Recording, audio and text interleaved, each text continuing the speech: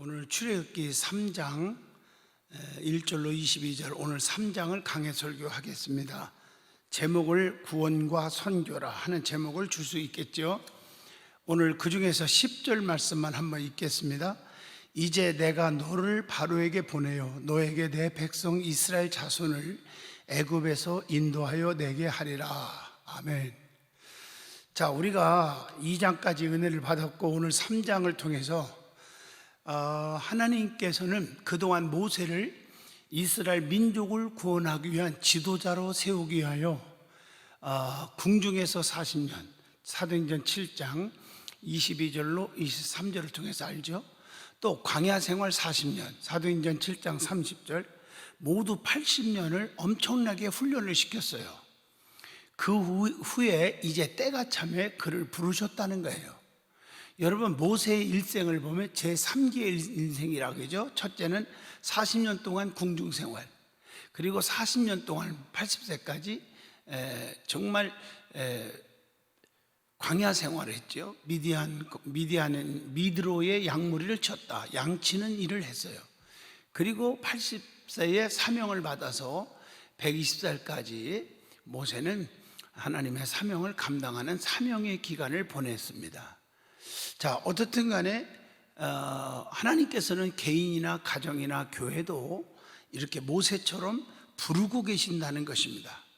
그렇다면 하나님께서 선교를 위해 우리 교회를 부르실 때 어떻게 해야 하겠는가 하는 얘기입니다. 그것이 오늘 출애굽기 3장에서 답이 나오죠. 첫 번째 1절로 5절까지의 말씀입니다. 거기에 말씀은 하나님의 부르심에 영접을 해야 한다는 거예요. 그 교훈이 바로 첫 번째입니다. 자, 하나님께서는 모세를 부르실 때는 목동으로 양을 치고 있을 때였습니다. 모세는 처가살이를 하면서 절망과 허물을 묻은 채 광야에서 40년 동안이나 훈련을 받고 있었다는 것이죠. 그러던 어느 날 호렙산, 즉 하나님의 산이라고 하죠. 호렙산에서 장인의 양을 치고 있었는데 모세는 떨기나무에 불이 붙었는데 타서 없어지거나 사라지지 않는 것을 보았어. 신기한 일이죠. 그게 본문 1절로 2절의 말씀이죠. 그래서 호기심이 생겨서 가까이 다가가게 됩니다. 바로 그때 하나님께서 떨기나무 불꽃 가운데서 모세를 부르지요. 3절로 4절 보면 모세야 모세야 하고 부르십니다. 자, 모세가 여기서 5절 말씀 보면 내가 여기 있나이다 라고 응답하자 하나님께서는 다시 모세에게 네가 선 곳은 거룩한 땅이니까 네 발에서 신을 벗어라. 하나님의 부르심을 받는 곳은 홀리랜드, 거룩한 땅입니다. 사명의 장소지요. 하나님께서는 계시를 통해서 자기 자신을 지금 나타내신 거예요. 본문에서 하나님께서는 자신을 초자연적인 능력자로 본문 2절에, 또 어느 누구도 감히 가까이 할 수 없는 거룩하신 분으로 본문 5절이죠. 계시하고 계셨다는 것이죠. 그리고 우리를 당신의 거룩하심으로 동참시키기를 원하시고 있다는 것입니다. 우리가 방에 들어갈 때에 신을 벗는 것처럼 하나님 앞에 나아갈 때 그 신, 즉 신은 가장 더럽고 경멸한 것을 상징하잖아요. 그 신을 벗어야 한다는 것이죠. 하나님의 부르심은 무엇보다도 먼저 우리를 당신의 거룩하심 가운데로 초대하시면서 당신의 거룩한 성품과 그 삶에 동참할 것을 요청하시고 계십니다. 그리고 우리가 그 부르심을 영접할 때에 말씀과 기도로 거룩해지는 거예요. 자, 디모데전서 4장 5절을 보면요, 하나님의 말씀과 기도로 거룩하여 지민이라 이렇게 말씀하고 계십니다. 자, 그렇다면은 우리는 매일매일의 삶 속에서 성경을 통해서 정말 능력자이시며 거룩하신 하나님을 발견하며 그분이 말씀하시는 음성을 듣고 그 음성에 솔직하게 응답하였는가 하는 질문을 던져보게 됩니다. 자, 두 번째, 하나님이 부르실 때 어떻게 해야 되느냐? 두 번째 답이 자기의 사명을 바로 깨달아야 한다 하는 것이 6절로 12절에 답이 나옵니다. 자, 하나님께서는 모세를 부르시고 당신이 어떤 분인가를 말씀하고 계십니다. 먼저 하나님께서는 당신이 친히 과거의 조상들을 인도하셨다, 본문 6절에. 그리고 현재 이스라엘 백성들의 고통을 보시고 그 음성을 들었고 또 알고 계신다는 거죠. 7절입니다. 그리고 8절에 보면 장차 이스라엘 민족을 약속하신 계획대로 가나안 땅으로 인도하시는 하나님이시라고 말씀하고 계신 것입니다. 이렇게 하나님께서는 모세에게 사명을 주시기 전에 역사의식과 시대의식과 장래의 비전을 제시해 주셨다는 것입니다. 그리고 하나님께서는 모세에게 사명을 주신 겁니다. 자, 모세의 사명이 뭐라고 생각하십니까? 답이 9절로 12절에 기록되어 있습니다. 애굽에서 바로를 섬기고 있는 이스라엘 백성을 인도해 내어 하나님을 섬기는 백성으로 삼아야 한다고 하는 것입니다. 이 사명을 감당하기 위해서는 생명의 위험도 고통도 그런 것도 다 감수해야 한다는 것이죠. 그것은 자기 생명을 죽이려는 바로에게 가야 하기 때문인 것입니다. 어려움도 참 많겠죠. 그것은 노예로 있는 수백만의 백성을 인도해야 되기 때문인 것입니다. 엄청난 고통을 받고 있는 자기 민족을 구해내잖아요. 그때 모세는 뭐라고 하나님께 하소연합니까? 11절 보면 모세가 하나님께 아뢰되 내가 누구이기에 바로에게 가며 이스라엘 자손을 애굽에서 인도해 내리이까? 이렇게 변명을 하잖아요. 하나님께서는 우리의 연약한 모든 부분들을 우리보다 더 정확히 아신다는 것을 아셔야 합니다. 그런데 우리는 이런 연약한 부분에 대해서 사람들의 평가를 두려워하고 있지는 않는가 하는 질문을 던지면서 하나님께서는 일꾼을 사용하실 때 당신과 함께 하신다는 것, 오늘 본문 12절 보면 하나님이 이르시되 내가 반드시 너와 함께 있으리라. 내가 그 백성을 애굽에서 인도하여 낸 후에 너희가 이 산에서 하나님을 섬기리니 이것이 내가 너를 보낸 증거니라 라고 말씀하고 계십니다. 개인적인 재능이나 세상적인 어떤 신분이나 어떤 직위가 아니라 하나님의 종으로서 당신의 능력으로 일하기를 원하고 계신다는 것입니다. 자, 그렇다면 우리는 주님께서 부탁하신 일을 기쁜 마음으로 충성스럽게 감당하고 있느냐는 질문을 우리 자신들에게 던져보게 됩니다. 자, 세 번째입니다.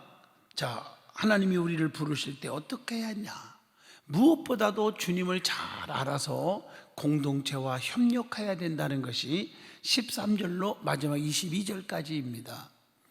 자, 모세는 자신이 하나님을 더 알고 싶고 또 이스라엘 백성이 하나님을 물으면 어떻게 대답해야 할지 궁금해서 하나님께 여쭤보는 겁니다. 13절에 보면 자, 백성들이 나에게 누가 보내서 왔느냐 이렇게 말하면 내가 뭐라고 말하냔 말이에요.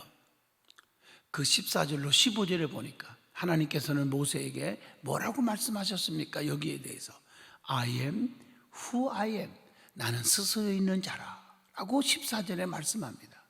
이 말씀은 누가 하나님을 만든 것이 아니라 영원전부터 태초부터 스스로 계신 분이라는 거예요. 모든 피조물을 창조하신 분이고 모든 피조물을 초월하신 분입니다. 그리고 생명을 주관하시고 역사를 섭리하시는 분, 항상 살아계신 분이 하나님이라는 사실을 분명히 피력하고 있는 것입니다.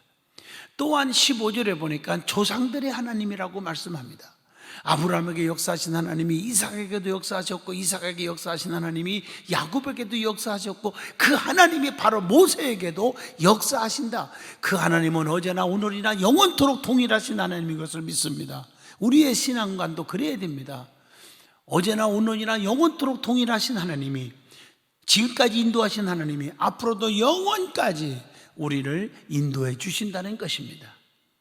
이 하나님께서도 정말 이 어떤 분인가를, 내가 누군가를 바르게 알려주신 것이죠. 하나님께서는 말씀도 주셨고 15절로 17절에 계획도 가르쳐 주시고 있어요. 그 18절로 22절의 말씀입니다. 이 계획은 하나님께서 강한 손으로 바로를 치시고 여러 가지 이적을 행하신 후에 이스라엘 백성들이 애굽 사람의 귀중품을 가지고 출애굽하게 될 것이라고 하는 것입니다. 그 19절로 22절의 말씀인 줄로 믿습니다. 그리고 하나님께 대하여 분명히 가르칠 때 백성들이 들을 것이라고 말씀합니다. 18절이죠. 복음 전도라는 것은 하나님께서 어떤 분인지를 잘 소개하는 거예요. 내가 믿는 하나님이 누군가 바르게 소개를 해야 되는 거예요. 하나님을 모르면 추조하게 되지 않습니까? 우리는 하나님을 바로 알고 있는지 질문을 던집니다. 정말 모르면 모세처럼 성경에서 묻고 배워야 한다는 것이죠. 하나님을 바로 알 때 공동체와 의논하며 일할 수가 있다는 것을 우리는 아셔야 합니다. 그렇다면 우리는 서로 신뢰하며 하나님의 일을 공동체와 의논하며 처리하고 있는가? 또 공동체는 하나님의 뜻이 분명한데도 인간관계나 부담감 때문에 그의 여러 가지 이유로 반대하지는 않는가 하는 질문을 던져봅니다. 자, 오늘 이 말씀을 종합해서 보면 하나님이 모세를 불러요. 왜 불렀을까? 이스라엘 백성들이 엄청난 노예 생활의 고통 속에 있을 때 하나님께 부르짖은 거예요. 부르짖는 소리를 하나님이 들으시고 모세를 도구로 사용하고자 부른 거예요. 그래서 모세가 대답했어요. 그런데 모세는 두려운 거죠. 그때 하나님께서 모세에게 변명, 이런저런 변명할 때 네 힘으로 하는 게 아니다. 나는 태초부터 살아있었고 아브라함, 이삭, 야곱에게 역사하셨고 바로 너에게 동일하게 역사하신다. 두려워하지 말라고 용기를 주는 것이죠. 우리 믿음의 사명자들은 마찬가지입니다. 하나님이 나를 부를 때 여러분 모세처럼 내가 누구간데 나보고 가라 합니까? 나는 말재주도 없고요. 또 뭐 누가 보내서 왔냐고 말하면 내가 뭐라고 말할까요? 또 보낼 만한 사람을 보내주세요. 뭐 이렇게 핑계대고 그러지 않습니까? 그러나 하나님은 분명히 우리의 힘으로 하는 게 아니다는 거죠. 하나님이 능력을 주어서 그 사명을 감당하게 하신다는 것입니다. 우리가 사명을 받았다고 하는 사실은, 하나님으로부터 부르심을 받았다는 사실은 축복입니다. 왜? 하나님이 그 일을 감당하게 하기 위해서 영권을 주시는 거예요. 능력을 주시는 거예요. 때로는 물질도 주시고 건강도 주시고 또 하나님의 은사도 주셔서 사용하신다는 사실을 우리는 아셔야 됩니다. 우리 하나님께서 모세에게 나는 스스로 있는 자라고 I am who I am이라고 대답한 것처럼 우리 자신이 분명히 하나님이 누구인지를 바로 알고 살아야 돼요. 내가 믿는 하나님에 대한 확신이 없이 어떻게 복음을 증거하고 사명을 감당할 수 있습니까? 하나님은 전능하시잖아요. 능치 못함이 없어요. 전지하시잖아요. 모르신 것이 없이 다 알고 계세요. 무소부재하시죠. 안 계신 것이 없이 어디든지 계십니다.